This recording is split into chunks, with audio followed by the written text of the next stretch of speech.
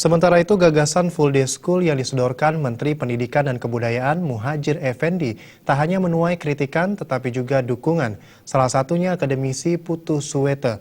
Menurutnya full day school sejatinya sangat positif karena bisa mengantisipasi krisis moral.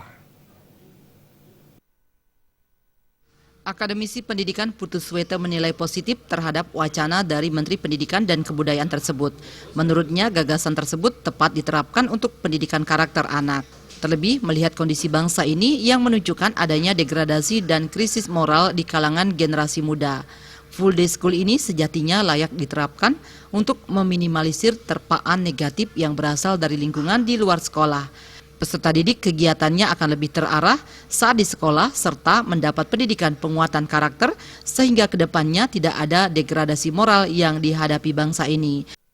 Orang namanya kita berusaha, nah tentu saja apa yang dipikirkan seperti apa yang disampaikan oleh Menteri Pendidikan dan Kebudayaan terinspirasi dari beberapa sekolah swasta yang sudah melaksanakan full day school mendapatkan hasil yang positif.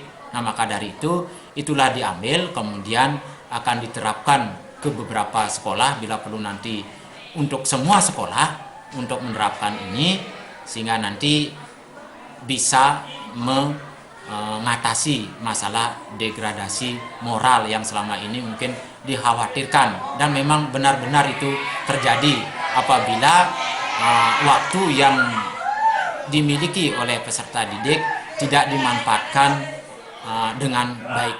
Jika hal tersebut realisasikan, dibutuhkan pengkajian secara mendalam sebelum kebijakan tersebut diterapkan nantinya. Pasalnya akan banyak bermunculan implikasi dalam pelaksanaan program tersebut, salah satunya tambahan biaya. Darta dan Ngurah